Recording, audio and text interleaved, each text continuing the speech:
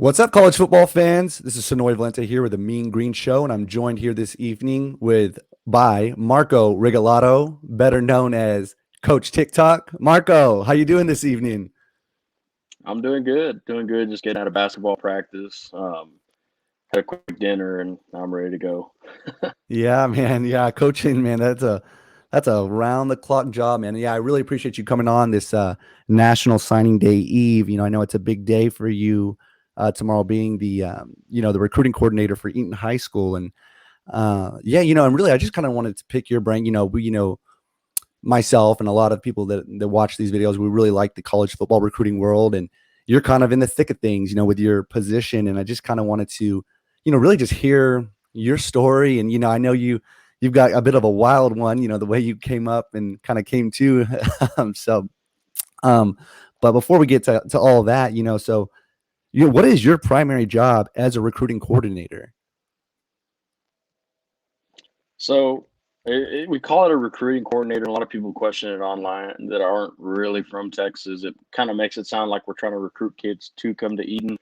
Right. But I guess the fancier way and more accurate thing is to call us like an NCAA liaison. Hmm. But as a recruiting coordinator, it's my job to have updated prospect sheets, create highlight films for my players, have their transcripts ready to go. Any question that a college coach is going to have that I can answer, I will. Contact information, parent contact information, just kind of that bridge um, to the kids, and that kind of makes their life a little easier. They can focus a little bit more on playing, which is a lot of what I tell them to do is don't worry so much about the offer. Don't worry, just you play, you make plays. I'll do Right. everything else. Don't worry. Don't Right. worry about it. Yeah. And so, when did you graduate from high school? So I graduated from Zapata High School in 2010. Okay, and you were a ball player. Yeah, I played offensive line. Wasn't very big, but we were a slot T team, so I was a Yeah. pulling guard. Yeah. Man, did you pull to kill? I was a little undersized, man, so I was cutting people left and right. Yeah, you get right under their chins, I'm guessing. So let me ask, I mean, whenever I graduated 2011, and I don't remember my high school having a recruiting coordinator. Did you guys have one? No, and that's kind of what led me to doing it. Hmm. I wanted to play.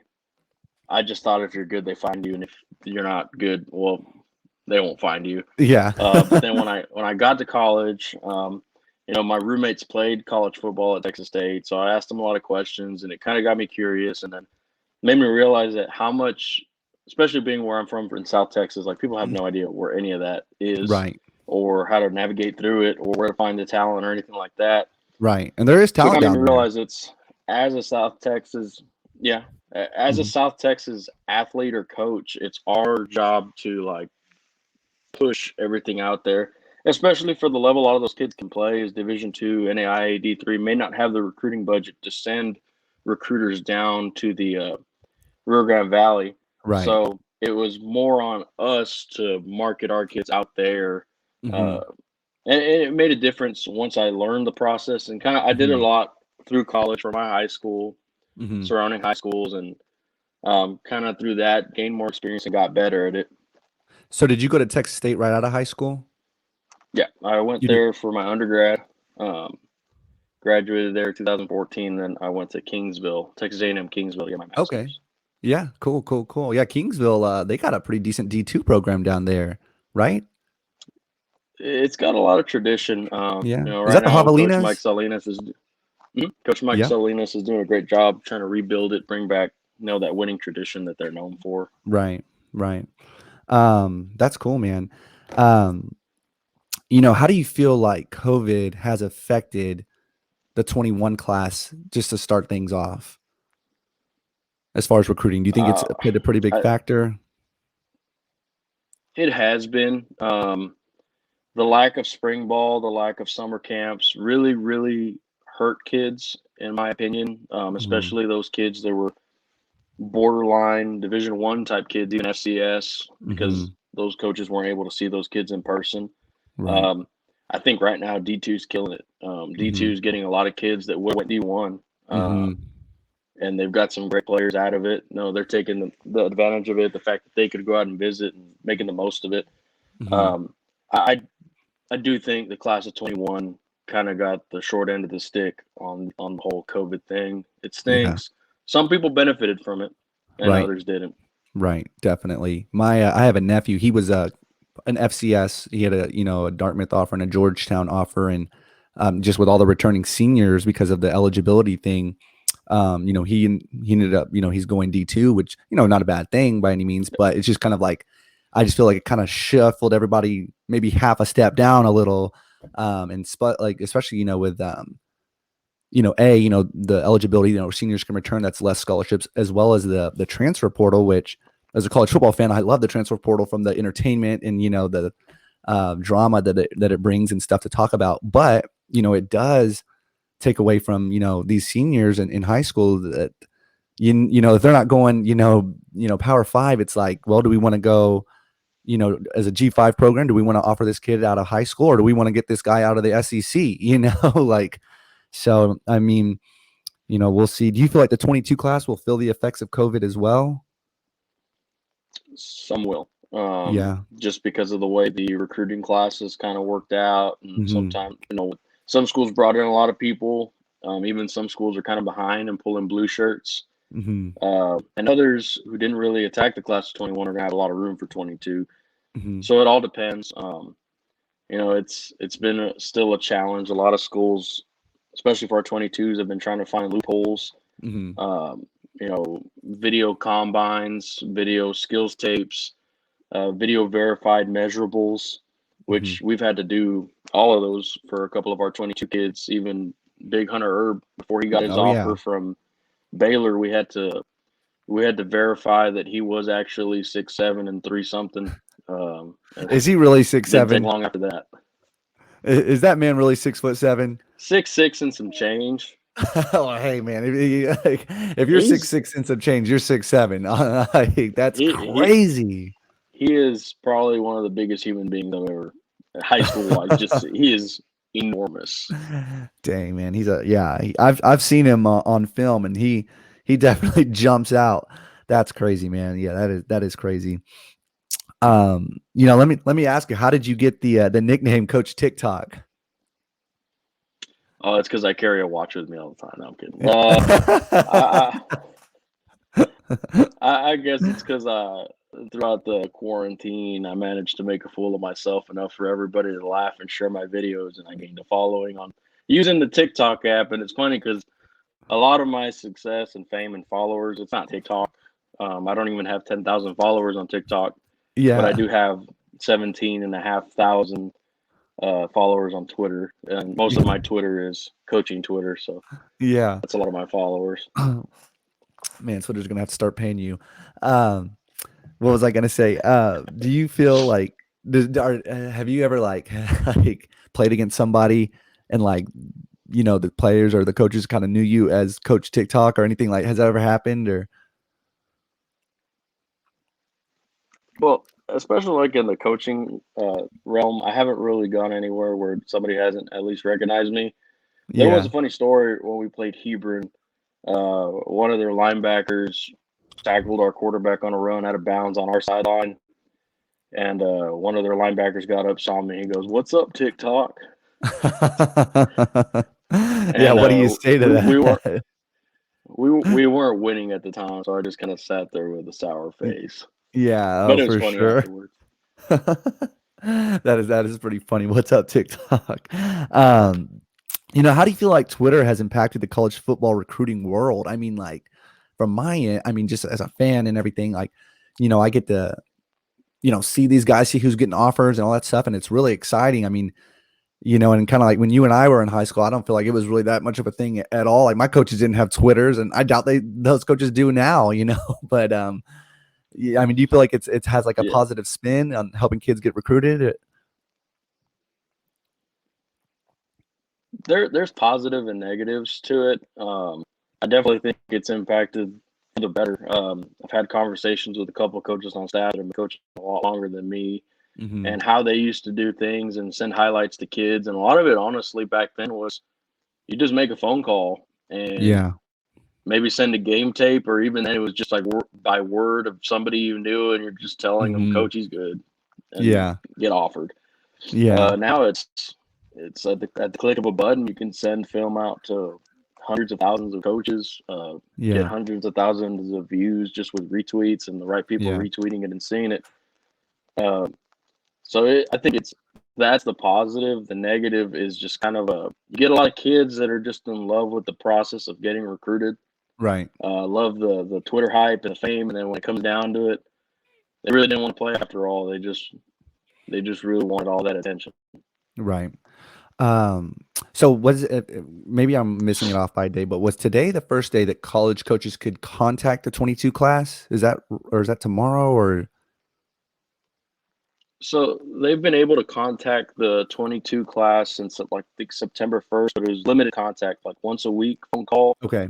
And starting Monday, it was unlimited phone calls. They can bug somebody as much as they want.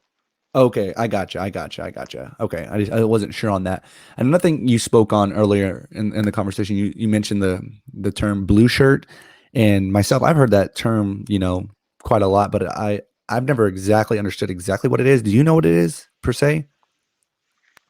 So a blue shirt is when they kind of run out of scholarships for, let's say, the 21 class. Okay.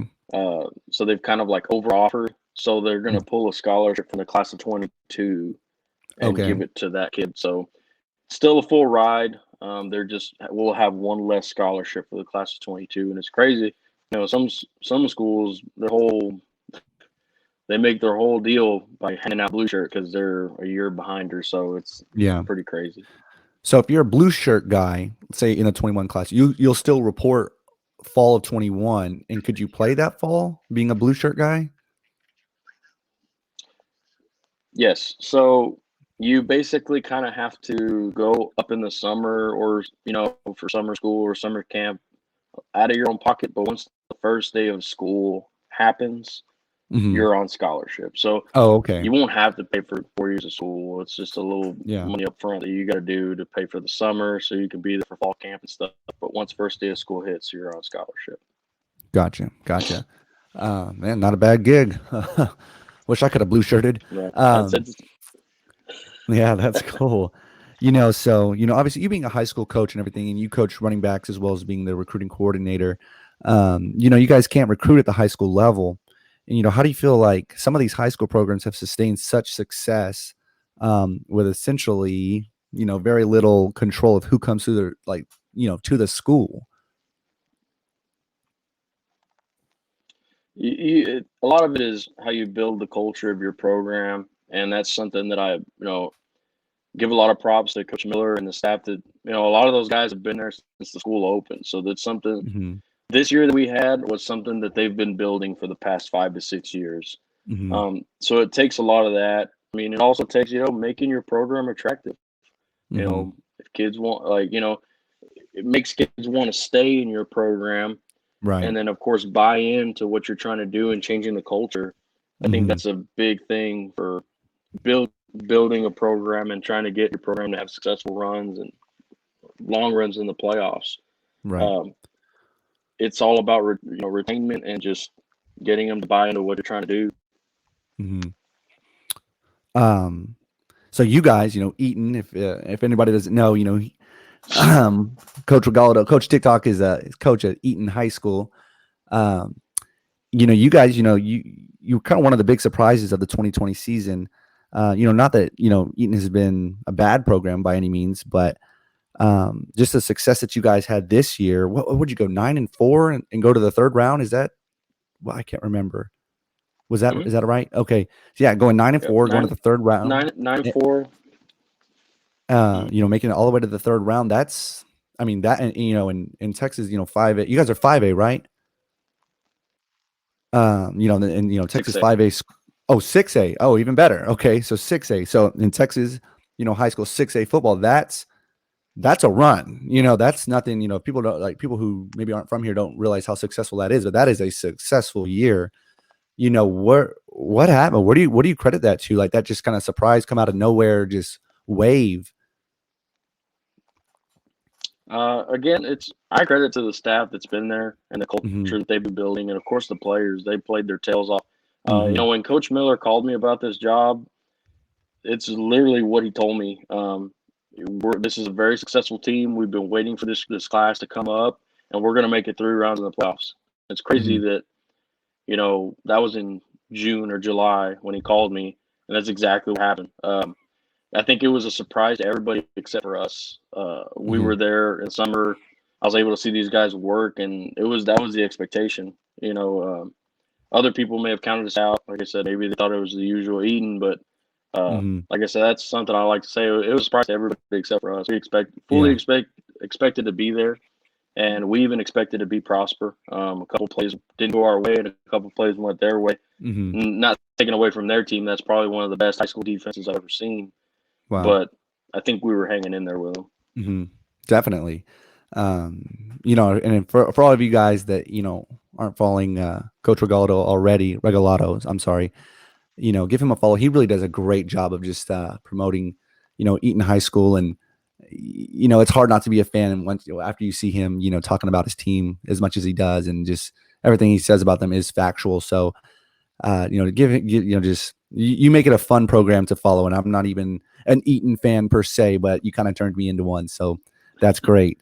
Um, do you have any aspirations of becoming a head coach one day, or like, what's your long term goal with coaching?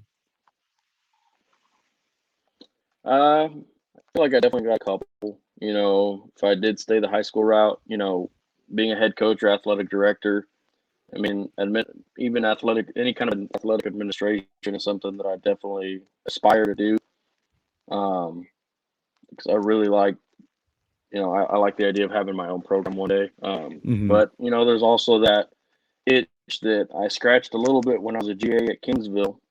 Yeah. Part of me does want to get back into the whole college coaching realm, the speed of that, and it's an exciting time right now with college football. So Hmm. those are some Definitely. some goals I have. I'm just kind of right now um, focused on where I'm at right now, and if anything happens, it happens. Not actively searching or anything like that, but you know, I guess sometimes you just you do a good job and people notice. Yeah, absolutely. Do you like the recruiting side of like aspect, potential as far as like the college role would go? Yeah, definitely. It doesn't have to be an on the field role. It would be a really cool Hmm. opportunity to be, in the recruiting department or director of high school relations. Hmm. Uh, director of player personnel one day. That's to me, it's coaching on the field is fun. I love it because I love the game Hmm. of football. But the Right. recruiting side of it to me is just a whole different beast. That's even more exciting to me. Yeah, I'm with you, man. I think that would be super cool. Okay, one last question before I stop the show here. How excited are you about NCAA coming back, man? Oh man, how about that news, man? Well, sorry, I cut off a little bit. Well, oh, sorry, man. Well, I'll say it again. I'll say it from the rooftop. I'll say it again and again. But how excited are you that NCAA football is coming back? Oh man, it's like a something I've just been. We've everybody on Twitter's been bugging about it for years. I still have my Xbox 360. It's right there. I still have Heck NCAA yeah, 14. I still have you're my still Dynasty holding going. on to the We're like old. on year 2041. Texas State has won like 35 national Oh championships. yeah, yeah. I've just been waiting for it to come back. That's exciting news. I don't know, you know, how long it's going to take for it to happen. It seems like Oh, it better some be here this summer. reports I Like it's see. got to be. Yeah. Yeah, Yeah, man. A few of my buddies were trying to get a group together, man. I'll do my little pitch right now, but we're trying to get 20 guys at least, to do a dynasty with. So, I would love to have you join in on that if you're interested. I'm excited right now. I'm gonna do a franchise. I'm in actually two franchises on Madden with about 25 guys, and Oh, one on league is Madden? every 48 hours we play a game, and the other one's about seven.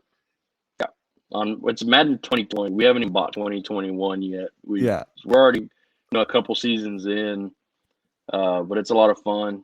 one league were the owners, the other league were just coaches. But in the owners, you get to relocate your team and do all sorts of fun stuff. But I mean, I could only imagine a dynasty would be that much more fun with recruiting and all that type of stuff. Yeah, yeah. Okay, I know I said last question. This is the real last question. So you do your TikToks, you do your coaching, you do your recruiting, coordinating, running back, everything, and you can sing. I didn't know you had a voice, man. What can you not do? Are you just a natural born performer? Like where did this come from? I guess the one word that I would use to describe myself, it's something that my mom's described me as since I was growing up, is I guess I'm a Renaissance man. Um, Yeah, do a little bit of everything, you know, you're a gadget and that's guy. something I've kind of hang my hat on. I'm really proud of, but it's also kind of hopefully inspiring others to be Renaissance men. Don't always just kind of fall into this certain description of what a coach should be. Don't be afraid to step outside the norms and be who you want to be. Um, so that's hopefully I'm inspiring some people to either make stupid silly videos or pick up a guitar or something like that. Yeah, that's awesome. I think my favorite one was the old school weightlifting coach versus new school weightlifting coach. That one had me rolling, man. That was right up the alley with my strength and conditioning coach. That was awesome to be able to collaborate with a guy like Daniel McKim. He's Hmm. hilarious. Yeah. He's got a big following on Instagram. I think he's a bigger following on Twitter. But Yeah. Daniel McKim is a really funny guy. Yeah, man. Well, you killed it. You killed it. Well, hey, Marco, thank you so much for coming on. I appreciate your time. I know you're a super busy guy being a full-time coach and all the things, all the places that you're spending at once. So I really do appreciate you coming on.